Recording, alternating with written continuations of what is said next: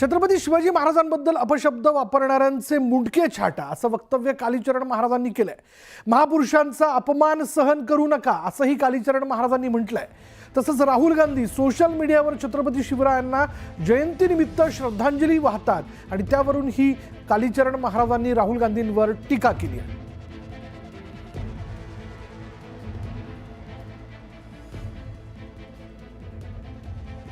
मूर्ख लोकांचे असे स्टेटमेंट येतात, अपमानजनक स्टेटमेंट आहेत छत्रपती शिवाजी महाराजांच्याबद्दल। अशा लोकांचे मुंडके कापून तुळजा भावनाच्या गळ्यात माळ घातली पाहिजे मुंडक्यांची, जे छत्रपती महाराजांचा अपमान करून राहिलेला आहे। छत्रपती संभाजी महाराजांचा, शिवाजी महाराजांचा, पुण्यश्लोक माता अहिल्यादेवींचा। एका बाजूला शिवजयंती मोठ्या उत्साहात साजरी होत, तर राहुल गांधींनी आज जयंतीच्या दिवशी श्रद्धांजली वाहिली। महामूर्ख लोक असे काहीतरी विचित्र कामं करत असतात, त्यांना व्हॅल्यू देणंच आपलं चुकीचं आहे। पुढली बातमी अशी की कॅबिनेटची मंजुरी नसताना धनंजय मुंडेंनी आपल्या कृषी मंत्री पदाच्या काळात कोट्यवधींचं कृषी साहित्य आणि खतांची खरेदी केल्याचा आरोप सामाजिक कार्यकर्ता अंजली दमानिया यांनी केला। काही दिवसांपूर्वी दमानियांनी मुंडेंवर कृषी साहित्य खरेदीवरून भ्रष्टाचाराचे आरोप केले होते आणि त्याचं खंडन धनंजय मुंडेंनी केलं होतं आणि आता दमानियांनी आणखी एक गंभीर आरोप केलेला आहे। कॅबिनेटमध्ये चर्चा नसतानाही कोट्यवधींच्या कृषी साहित्य खरेदीचा घाट घालण्यात आला होता असा दावा दमानियांनी केला आणि त्यासाठी दमानियांनी तत्कालीन 2 कॅबिनेट बैठकींच्या इतिवृत्ताचा दाखला दिला। 23 ते 30 तारखेच्या कॅबिनेट बैठकीत असा कोणताही निर्णय झाला नसल्याचा दावा दमानियांनी केला। याच्यातले जे निर्णय झालेत, निर्णय नंबर 1 आणि निर्णय नंबर 2, निर्णय नंबर 2 आहे 500 कोटी अतिरिक्त निधी मिळावा, म्हणजे हे सगळं सोडून आणि एक 500 कोटी मिळावा असा होता।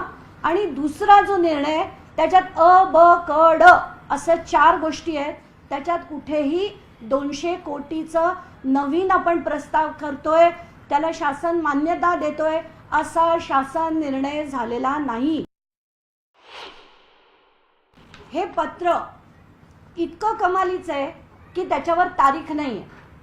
मंत्री लिहितात पण त्याच्यावर तारीख नाही। दिनांक 23 सप्टेंबर 24 रोजी झालेल्या बैठकीत विचारार्थ ठेवण्यात आलेला मंजूर झालेला कृषी विभागाच्या प्रस्तावाचे इतिवृत्त कायम करण्यात आले, म्हणजे हा मंत्री किती थराला जाऊ शकतो हेचं हे धडधडीत उदाहरण आहे। मी 23 तारखेचा आणि 30 तारखेचा या दोन्ही कॅबिनेट बैठकांचे तुम्हाला मी अटॅचमेंट्स पाठवलेले आहेत। कुठेही ना 23 मध्ये ना 30 तारखेमध्ये कुठल्याही प्रकारचा निर्णय असा झालेला नाही। धनंजय मुंडे हे असं मांडतात, त्याच्यावर GR काढतात आणि ते करून घेत आहेत। इतकी लिमिट यांची जर होत असेल तर ह्यांना कुठल्याही मंत्रिपदावर कधीही बसता कामा नये, त्यांची तितकी पात्रताच नाही।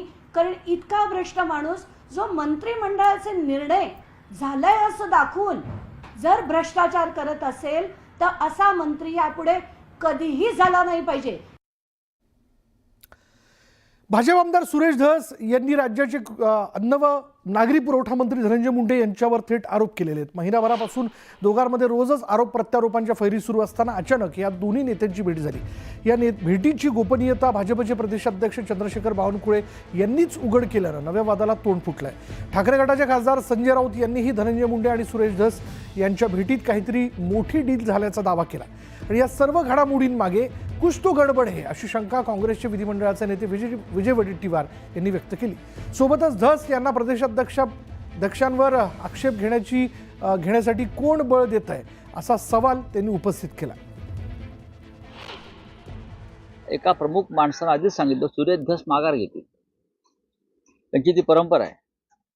एखादं मोठं डील ते पदरात पाडून घेतील आणि त्यानंतर ते शांत बसतील। तसंच झालेलं।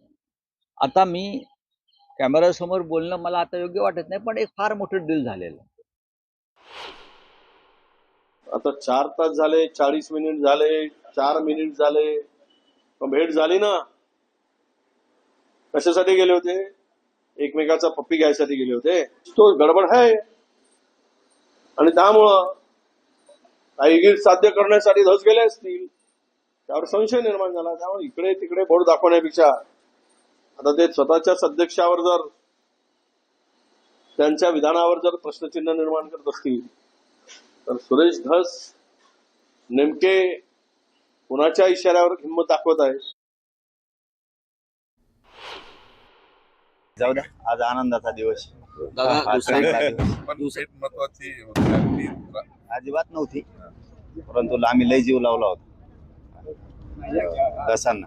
जाऊ द्या, तो विषय आज नकोच, कारण एका क्रूर माणसाला भेट झालेली आहे. क्रूरच व्यक्तीच त्या नासक्या मंत्र्याचं नाव आज घेऊन. मंगळवारी राज्य मंत्रिमंडळाच्या बैठकीपूर्वी अजेंडा प्रसारमाध्यमांच्या हाती लागला आणि या बैठकीत राज्य सरकारच्या डान्सबार बंदी कायद्यातील संभाव्य सुधारणांवर चर्चा करण्यात येणार होती. पण बैठकीपूर्वी अजेंडा फुटल्यामुळे बैठकीत त्यावर चर्चा टळली. पण बैठकीचा अजेंडा फुटल्याची बाब मुख्यमंत्री देवेंद्र फडणवीसांना काही फारशी रुचली नाही आणि त्यामुळेच मुख्यमंत्र्यांनी कॅबिनेट बैठकीनंतर अजेंडा फोडणाऱ्यांना तंबी दिली आहे.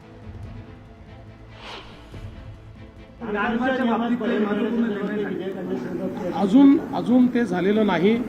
अलीकडच्या काळामध्ये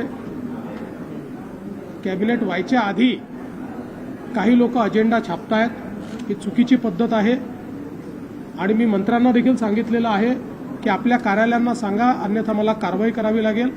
कॅबिनेटचा अजेंडा हा त्या ठिकाणी पूर्णपणे गुप्त असतो, त्याचीच शपथ आपण घेतलेली आहे. याच्यातनं काही लपवण्यासारखं काही नाही, पण जे नियम आहेत ते नियम आहेत.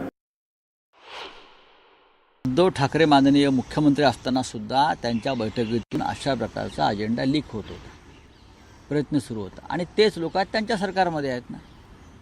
फितूर इथे होते, तेच फितूर तिथे आहेत तुमच्या मंत्रिमंडळात आणि फितूर त्यांचं काम योग्य प्रकारे करतायत. मंत्रिमंडळात फितूर आहेत का? फितूर म्हणजे कोण? आता एक देवेंद्रजींच्या मंत्रिमंडळातील फितुरांचा शोध घेण्यासाठी जर त्यांना विरोधकांची आवश्यकता असेल तर आम्ही ते त्यांना देऊ की तुमचे फितूर कोण आहेत, त्यांचे नावं देऊ, ते आम्हाला मागणी करतील. तर संजय राऊतांनी आज सकाळी 2019 सालची आठवण काढली आणि 2019 साली एकनाथ शिंदेंच्या हुकलेल्या मुख्यमंत्रीपदाबाबत त्यांनी थेट भाष्य केलं. हो, थेट बोललेत ते. बरं, शिंदेंना मुख्यमंत्रीपद का मिळालं नाही याचा खुलासा करताना राऊतांनी कोणावर आरोपांचा मोर्चा वळवला पाहूयात. 2019 साली एकनाथ शिंदेंचं मुख्यमंत्रीपद का हुकलं? त्यावेळेला महाविकास आघाडीच्या प्रमुख नेत्याने सांगितलं की एकनाथ शिंदे फार ज्युनियर आहेत, त्यांच्या हाताखाली आम्ही काम करणार नाही. संजय राऊतांच्या दाव्यानं नवा वाद. महाविकास आघाडी आज जे त्यांच्यावर बसलेले आहेत, अजित पवार, ज्यांनी त्यांचा परवा सत्कार केला दिल्लीमध्ये, ते स्वतः ज्येष्ठ नेते शरद पवार, या सगळ्यांची भूमिका होती एकनाथ शिंदे चालणारच नाहीत. 5 वर्षांपूर्वी एकनाथ शिंदेंचं मुख्यमंत्रीपद का हुकलं याचा खुलासा संजय राऊतांनी केला आणि वाद पेटला. राऊतांनी सरळ याचं खापर फोडलं भाजप आणि शरद पवारांवर. एकनाथ शिंदेंचं ज्युनियर असणं त्यांच्या मुख्यमंत्री पदाच्या आड आल्याची टिप्पणी राऊतांनी केली. महाविकास आघाडी आज जे त्यांच्यावर बसलेले आहेत, अजित पवार व त्यांचे इतर सहकारी, ज्यांनी त्यांचा परवा सत्कार केला दिल्लीमध्ये महाजी शिंदे पुरस्कार देऊन, ते स्वतः ज्येष्ठ नेते शरद पवार, या सगळ्यांची भूमिका होती एकनाथ शिंदे चालणारच नाहीत, आम्हाला फारच ज्युनियर आहे, त्यांच्या हाताखाली आमचे लोक वरिष्ठ काम करणार नाहीत. पवारांच्या विरोधामुळे शिंदेंचं मुख्यमंत्रीपद हुकलं इतकंच सांगून राऊत थांबले नाहीत, तर या इतिहासात त्यांनी भाजपलाही खेचलं. 2019 साली भाजपनं नाकारलेला 50-50चा फॉर्म्युला शिंदेंना मुख्यमंत्री पदापासून दूर घेऊन गेल्याचा आरोप त्यांनी केला. जर भारतीय जनता पक्षाबरोबर राज्य निर्माण झालं असतं, भारतीय जनता पक्षावर, मी काय म्हणतो ऐकून घ्या, त्याने जर शब्द पाळला असता आमचा 50-50चा, तर शिंदेच तेव्हा मुख्यमंत्री झाले असते.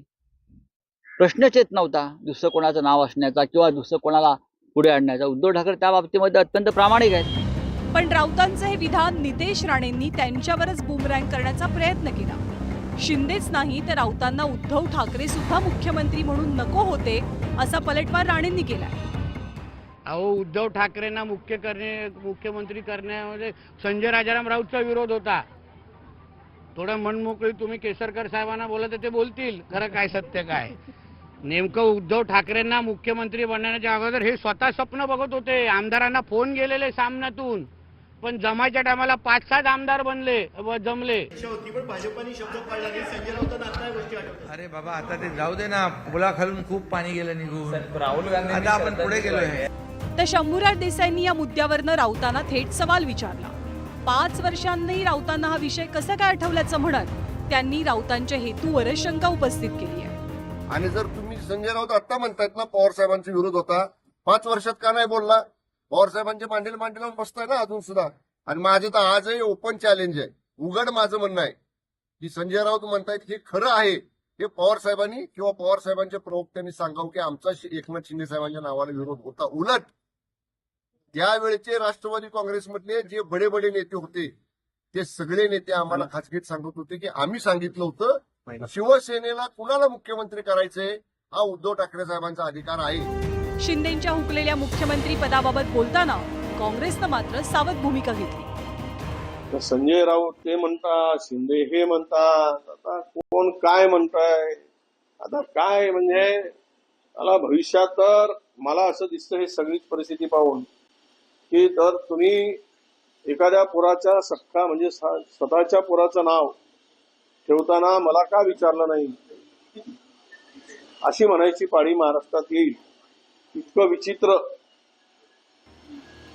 पणा महाराष्ट्रामध्ये दिसतोय. भलेही 2019 साली एकनाथ शिंदेंना मुख्यमंत्री पदानं हुलकावणी दिली तरी 2022 मध्ये मात्र त्यांना मुख्यमंत्री पदाची संधी मिळाली. कारण राजकारणात टायमिंग महत्वाचं मानलं जातं.